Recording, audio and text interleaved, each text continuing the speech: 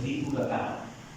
Kita nak dapatkan naik sunat dan salat 10 rakaat itu payah. Apatah lagi nak dapatkan 1000 rakaat.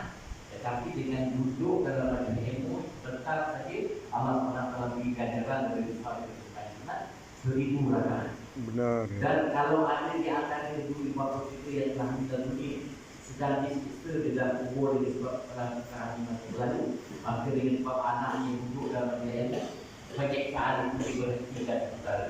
Ini yang untungnya orang dapat ilmu bukan saja dia dapat manfaat, malah ibu-ibu kita juga dapat manfaat daripada kelebihan ilmu. Yang keduanya pendidikan supaya pada 5 waktu kita puasa. Dan yang ketiganya di puasa di bulan Ramadan kita dah puasa. Yang keempatnya mengeluarkan zakat kita dah puasa. Dan yang kelimanya pergi haji ke Mekah. Kalau kita tak buat pergi haji ke Mekah berarti bukan Islam tak cukup pada diri kita. Jadi orang yang mampu, yang berkemampuan dia wajib pergi menunaikan pada haji ke Mekah. Jadi untuk mendatangkan kegairahan ataupun kecintaan ataupun keinginan untuk kita pergi ke haji itu, kita kena mendengar ketika haji supaya mendatangkan semangat untuk kita menunaikan pada haji. Jadi pada minggu lalu kita telah membicarakan rukun haji itu ada 6 perkara. Yang sekalinya, yang keduanya hukum di Arafah, dan yang ketiganya tawaf, yang keempatnya sa'i, yang kelima bersyukur, dan yang keenamnya terjun. Inilah 6 perkara rukun haji yang kalau kita tak buat satu saja tak sah haji kita. Tetapi kalau wajib haji kita tak buat tak apa, haji kita sah tapi kena dam. Itu berbeza rukun haji dengan wajib haji. Jadi kalau kita tak tahu apa, kita tak dapat membezakan yang mana satu rukun haji, yang mana satu wajib haji, maka buktilah kita dalam kita tak tahu, kita tak ikut dalam majlis ilmu. Kita tak dengar majlis ilmu di mana tadi dia ada macam-macam ilmu, kita tak minat nak dengar. Tak minat nak belajar, kerana tak ada perasaan hati kita. Jadi macam mana kita tak tahu dalam bab agama? Dalam bab agama kita pun kita tak tahu jadi macam mana kita jadi kepala Islam. Apatah lagi kita nak menegakkan haji, perkara yang lebih berat lagi iaitu memerlukan keuangan yang banyak, kesihatan yang ada pada diri kita baru boleh menegakkan haji. Kalau kita sihat saja tapi tak ada keuangan, maka tak wajib kita menegakkan haji. Tapi kalau kita sihat, ada keuangan, maka wajib kita menegakkan haji.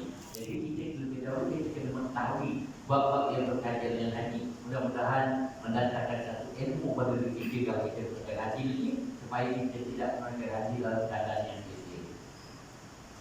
Jadi pada malam ini berpindah tajuk dia kepada syarat tawaf.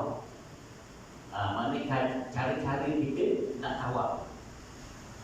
Adapun syarat tawaf 7 perkara seperti berikut. Syarat tawaf itu 7 perkara. Yang pertama sekali, janganlah menutup aurat.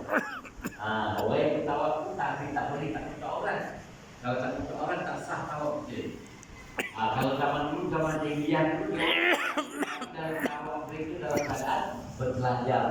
Allah datang Islam di kota Mekah, orang dulu datang ke Mekah tu, orang jahiliyah dalam keadaan bertelanjang. Ini orang Islam ni betul. Kalau kita nak tawaf wajib kita Astagfirullahaladzim. Maka tak sah kita punya tawaf kita. Bila tak sah tawaf kita, maka tak sah haji kita. Berarti tawaf itu salah satu daripada rukun haji. Menutup aurat, satu, suci daripada najis pada badan, pada pakaian dan tempat yang dipijak oleh tapak kaki kita. Mana di mana kita tawaf kita kena berpakaian yang bersih, tidak ada tak boleh ada najis dalam pakaian kita, pada badan kita dan juga pada tempat kita pijak dekat lantai-lantai dekat apa tu, lantai itu tidak boleh ada najis. Dan suci daripada hadas besar dan hadas kecil. Mana suci daripada hadas besar, kita tidak berjunuk. Kalau kita berjunuk, kita dah wajib kena mandi dulu baru boleh tawaf. Junub apa mana dia? Junub mana dia bertubuh ataupun keluar mani. Bila kita bertubuh ataupun kita keluar mani, maka kita wajib mandi bertubuh. Mandi ada sesuatu, barulah kita boleh melakukan ibadat tawaf. Dan juga suci daripada berhadas kecil. Maknanya orang nak tawaf tu mesti ada wudu. Hadas kecil itu orang yang mengangkat ada yang mengangkat wudu itu namakan mengangkat hadas yang kecil. Kalau kita tidak ada wudu, tak sah kita punya tawaf kita. Kalau kita tengah tawaf, tiba-tiba batal dengan sebab itu, jadi keluar, ambil buku dan kabur lagi tawaf.